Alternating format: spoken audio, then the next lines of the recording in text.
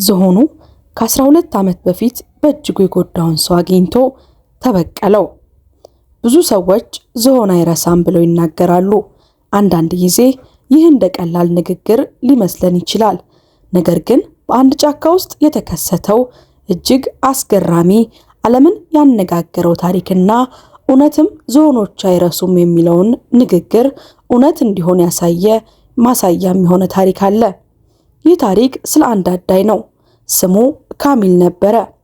ካሚል በታይላንድ ያለውን ጥቅጥቅ ያለ ጫካ በደንብ የሚያውቀው አዳኝ ነበረ። ለእርሱ ጫካው የሚያምር ተፈጥሮ አልነበረም፣ በገንዘብ የሚታይ ቦታ ብቻ ነበረ። ለእርሱ ጫካው ገንዘብ ነው፣ የገንዘብ ምንጩም ነው። በተለይ ዝሆኖች ለእርሱ የገንዘብ ምንጮቹ ነበሩ። የዝሆን ጥርስ በዓለም ገበያ ላይ እጅግ ውድና ተፈላጊ ብርቅዬም ነው እና ካሚል ይህንን በደንብ ያውቀው ነበረ። በየወሩ ከጓደኞቹ ጋር ወደ ጫካው ይገባ ነበረ። ቀኑን ሙሉ እንስሳትን ይከታተላል። እንዴት ነው የሚውሉት? እንዴት ነው የሚተኙት? እንዴት ያመሻሉ? ሌሊት ግን የጫካው ጸጥታ ውስጥ ዝሆኖችን ይፈልጋል። ጥይቱን እንደ መብረቅ ሲተኩሰው ዝሆኑ ይወድቃል። ከዛ ካሚል የሚፈልገውን የዝሆኑን ጥርስ ይወስዳል። እናም በጥቁር ገበያ እጅግ በከፍተኛ ገንዘብ ይሸጥ ነበረ። በጥቂት ዓመታት ውስጥ በጣም ሀብታም ሆነ። ግን ይህ ሀብት በትክክለኛ መንገድ የመጣ አይደለም። ይህ ሀብት በእንስሳት ደም የተገነባ የተበከለ ጥቁር ሀብት ነበረ። ነገር ግን ሕይወት ለካሚል ሁልጊዜም እንዳሰባት አይደለችም። ለእንስሳቱም የሚወጣላቸው ቀን አለ። ከ12 ዓመት በፊት የተከሰተ አንድ ነገር ሕይወቱን ሙሉ በሙሉ ሊቀይረው ነበረ። አንድ ቀን ካሚል ከቡድኑ ጋር ወደ ጫካ ውስጥ ገቡ።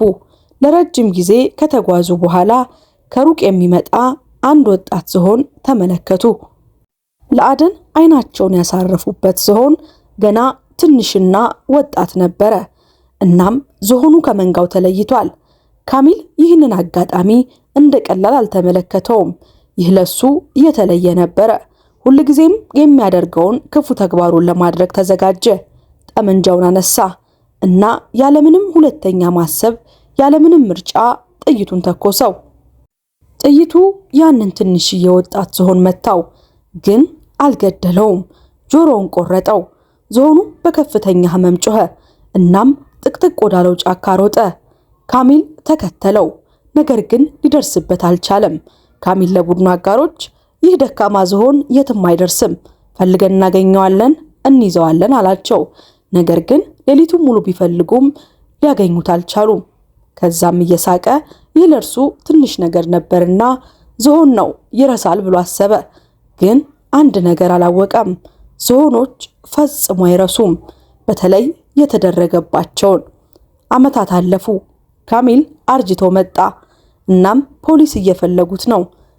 ካሚል ከዚህ ቀደም በሰራቸው አስከፊ ወንጀሎች ፖሊስ አጥብቆ ይፈልገዋል። እናም ከዛ መሸሽ አለበት። ከጥቁር ገበያ ንግድ የተነሳ ብዙ ሰዎችም እሱን ሊያሳስሩት ይፈልጉ ነበረ። ካሚል ሸሸ። እናም የሚያውቀው አንድ ቦታ ብቻ ነበረ፣ ያ ጫካ። ወደ ዱር ተመለሰ። ነገር ግን ይህ መመለስ ለእርሱ እንደ መጨረሻ ጉዞ እንደሚሆን ፈጽሞ አላወቀም።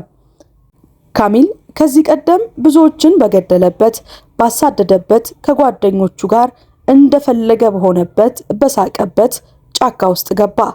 በመጀመሪያው ሌሊት ካሚል እንደተለመደው እሳት አነደደ፣ ካምፕ አደረገ። ጫካው ጸጥ ያለ የሚያስፈራ ነበረ። ነገር ግን ከጥቂት ሰዓታት በኋላ ድንገት የቅርንጫፍ መሰበር ድምፅ ተሰማ። ካሚል ወዲያውኑ ተነሳና ጠመንጃውንም አነሳ። ወደ ጨለማው ተመለከተ፣ ግን ምንም አልታየውም። እንደገና ድምፁ ተመለሰ። እንደ ትልቅ እንስሳ የእግር ኮቴ ሰማ። ካሚል ልቡ ፈጥኖ መምታት ጀመረ። ፈራ። እርሱ አዳኝ ነበረ። አሁን ግን ነገሩ የተጋላቢጦሽ ሆኖ ራሱ ታዳኝ ሆኗል። አዳኙ ታዳኝ ሆነ ማለት ይህ አይደለም። ያስፈሪ ምሽት ለካሚል ነጋለት። እናም እንደለመደው ጫካውን ለማሰስ ቀጣዩን ቀን በማለዳ ተነስቶ ጉዞ ማድረግ ጀመረ። በጉዞው መሃል ድንገት አንድ ትልቅ ዝሆን ከፊቱ ቆሞ ነበረ። ዝሆኑ እጅግ ትልቅ ነው። እናም ዝም ብሎ ካሚልን ተመለከተው። ከዚያም ካሚል የማይረሳውን ነገር አየ። ዝሆኑ አንድ ጆሮ የለውም ነበረ። በዚያ ጊዜ ካሚል ወዲያውኑ ነገሩን ተረዳ። ይህ ከ12 ዓመታት በፊት የተኮሰበት የጎዳው ሊያድነው የሞከረው ዝሆን ነበረ። ካሚል በዝሆኑ አስተያየት በጣም ደንግጧል። ጉዳት ያደርስብኛል ብሎ ስለፈራም ሳይቀደም ለመቅደም ወዲያውኑ ካሚል ጠመንጃውን አነሳ። ግን ከመተኮሱ በፊት ያ በቀልበ ውስጡ የነበረው ያ የተጎዳው ያ የተሳደደው ዝሆን በፍጥነት እየተንቀሳቀሰ ወደ እርሱ መጣ። በኩምቢው ጠመንጃውን ቀምቶ ወደ መሬት ሰበረው። ካሚል በዚህ ጊዜ በፍርሃት ሮጠ፣ ግን አልቻለም። እግሩ ተንሸራተተና ወደቀ። ካሚል በወደቀ ጊዜ ጉልበቱን ድንጋይ ስለመታው ክፉኛ ተጎድቷል። ጉልበቱ በጣም ተጎዳ። እናም መሮጥ አልቻለም። ካለበት መንቀሳቀስ አልቻለም። ዝም ብሎ ተኝቶ መመልከት ጀመረ። ዝሆኑም ቀስ ብሎ ወደ እርሱ ቀረበ፣ ግን ምንም አላደረገውም። ብቻ ቆሞ ይመለከተዋል።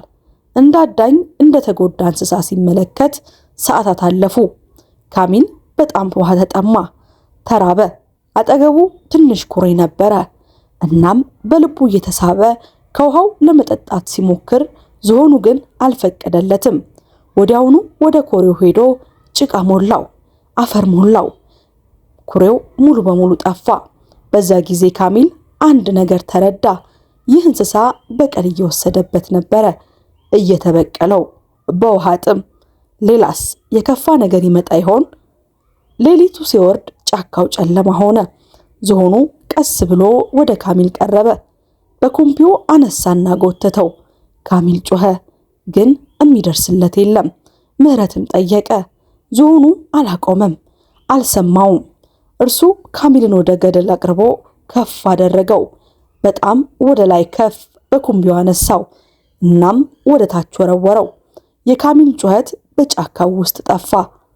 ጫካው ካዳኙ ካሚል ጩኸት አረፈ። እንደገና ዝም አለ። እናም ዝሆኑ ወደ ጥቅጥቅ ያለው የዱር ተመለሰ። አንድ ጊዜ ተፈጥሮ ዝም ብላ ትመልሳለች፣ ግን ሁሉን ታስታውሳለች። እናም አንዳንድ ጊዜ ፍትህን በራሷ መንገድ ትወስዳለች። ውድ የሀበናብ ክሮኒክልስ ቤተሰቦቻችን ለዛሬ ያዘጋጀንላችሁ ታሪካችን ይህንን ይመስል ነበረ። ከዚህ ዝሆን እንዲሁም ከጨካኙ አዳኝ ካሚል ምን ተረዳችሁ? የእውነት ዝሆኖች ግን እንደዚህ ማድረጋቸው እጅግ አያስገርምም? ከተፈጥሮስ የተለየ ነው ብላችሁ አላሰባችሁም? እናንተ በአዳኙ ቦታ ብትሆኑ ምን ታደርጉ ነበረ? በሱ ቦታ ብትሆኑ ምን ይሰማችሁ ነበረ? በዛ ቅጽበት ቪዲዮውን ከወደዳችሁት ላይክ ማድረጋችሁን አትዘንጉ። ለቻናሉ አዲስ ከሆናችሁ ሰብስክራይብ በማድረግ ሌላ ጊዜ የምንለቃቸው ቪዲዮዎች ወደ እናንተ ቶሎ ይደርሱ ዘንድ የደወል ምልክቷን መጫን አትዘንጉ።